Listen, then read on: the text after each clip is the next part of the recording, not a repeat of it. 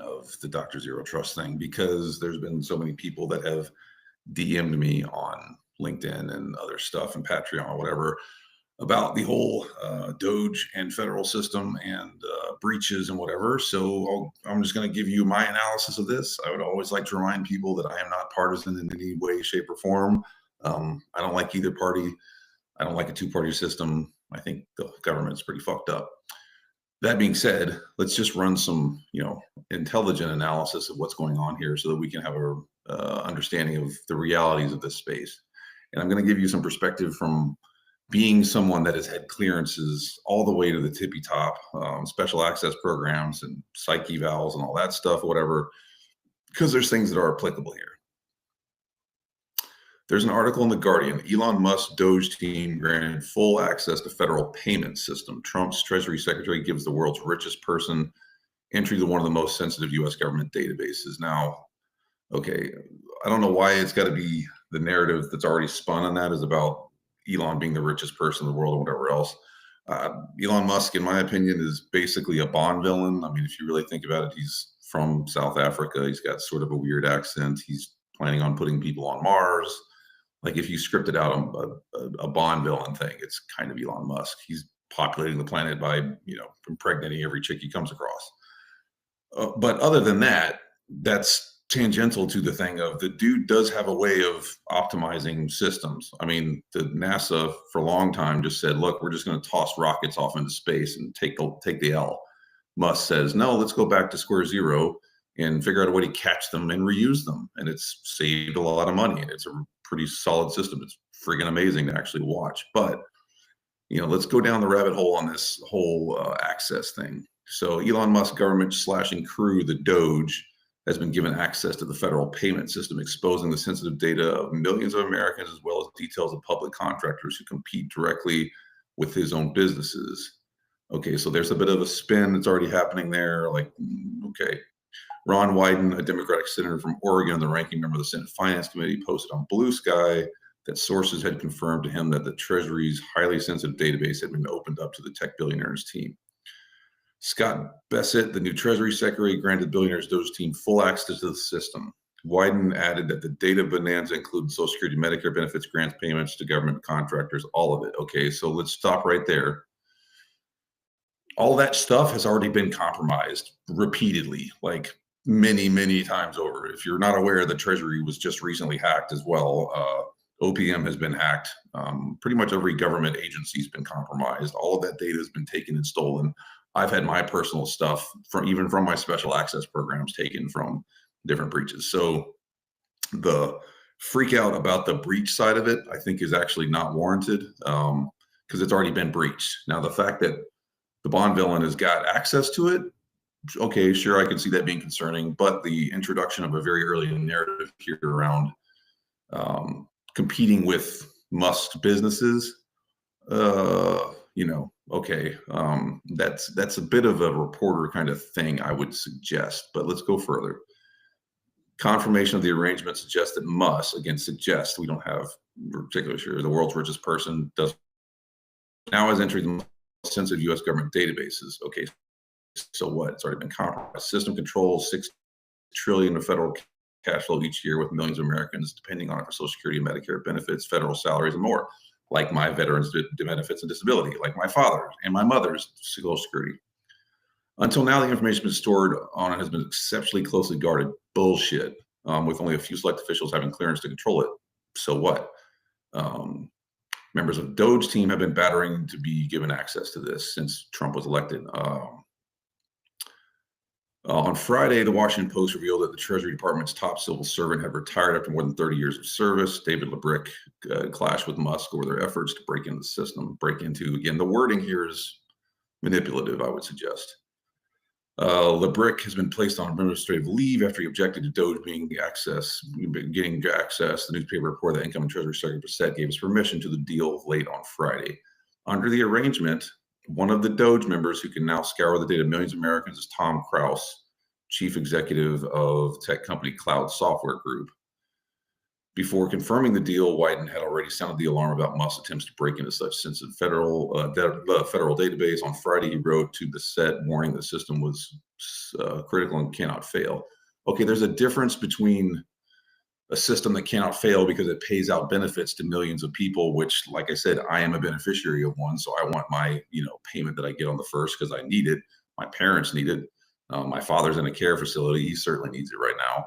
And an issue of whether or not there's some sort of crazy compromise, malevolent activity going on. If you're unaware, go look and do some research on how much stupid shit the U.S. government spends money on. And I'm talking about the fact that I think it was last year, there was a report that said we spent almost $1 million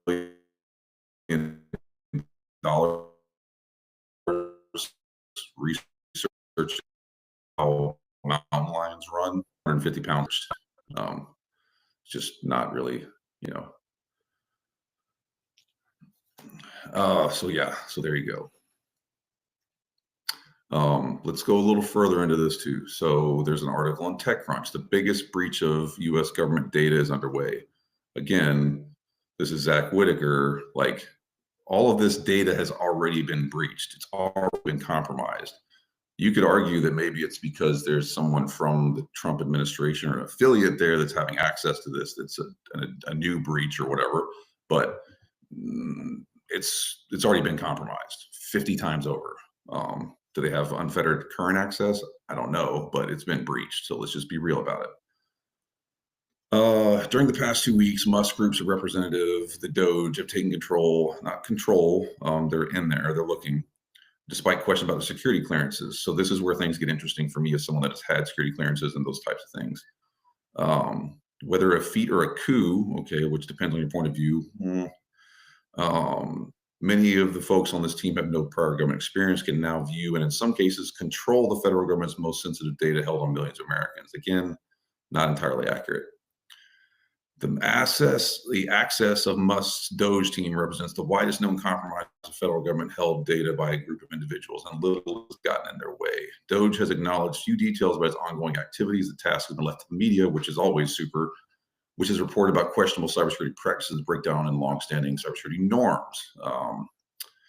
Much of Doge's work is avoiding oversight and transparency, leaving open questions about whether there are privacy concerns or being followed, or if any data steps are being taken.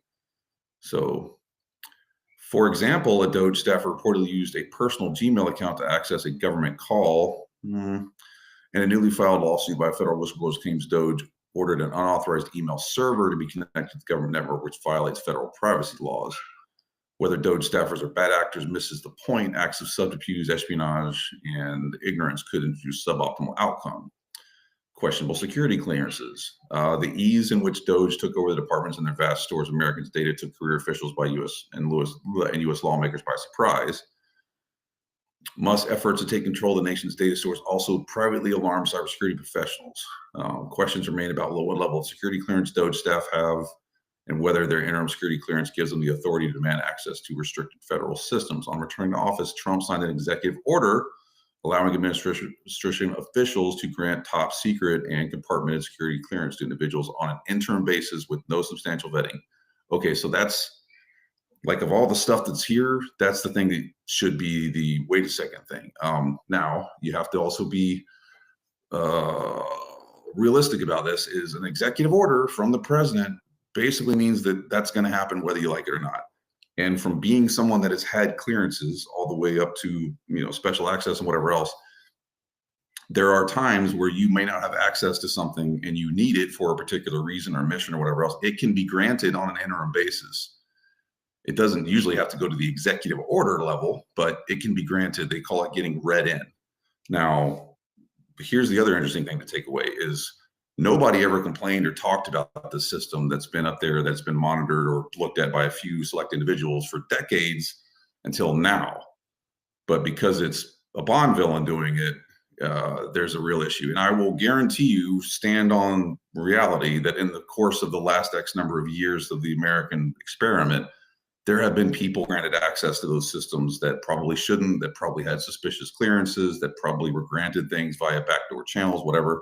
I will also guarantee if you went off and looked across the entirety of the federal government systems, including things that we would never want connected anywhere, you will find people that have connected up Gmail accounts, malicious, weird servers, backdoors.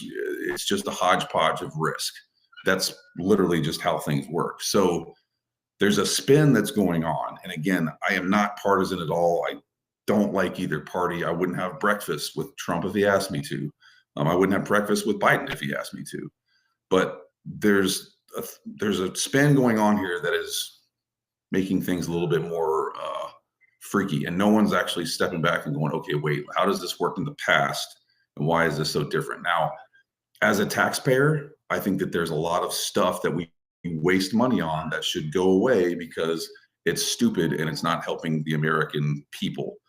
Do I want to help other people in other nations? Absolutely. I do charity work all the time. But I think that there's a line, and we should be taking care of things in America first. Like, I'd love to see no more homeless veterans. I'd love to see no more veteran suicide. I'd love to see people getting health care where they should be able to get health care. I'd like our taxes to be optimized. There's a whole bunch of different things that could happen here, but we're wasting trillions of dollars on dumb shit. And the only way that you fix this is to go in and audit the system, which, by the way, looked at the historic record, has never had an actual functional audit in history across its entirety, and has also never had a lot of the fat cut out of it. It needs to happen. Whether or not you like the programs that are funded or not funded is a different story. There's a political thing there, whatever. But the truth of the matter is, is this a categorical risk? Is this totally new? Is this deep state? Is it, Musk taking over the universe? Is it a coup? Whatever. My personal opinion is that that's not the case. My personal opinion is that there's some things that are going in that are not well crafted. I think the narrative is not being well managed. I think there's a better way to do this. And I think that the management at the top should be taking a step back and saying, pump the brakes. We need to make sure that the American people are happy and understand what's going on. And here's how we do this correctly. But, millions of Americans voted for this, and there we are. So, that's what's up. But just for clarity's sake, nobody was worried about this in the past. It's only become an issue very recently. Yes, I think Musk is a Bond villain. But there's an audit that needs to happen. And to be fair, this is not brand new territory. We grant clearances, we grant special access programs. You can get read in. That stuff happens all the time. And if the president of the United States, who was elected by the American people, is saying, "Dominus Patria Filii Sancti," this is what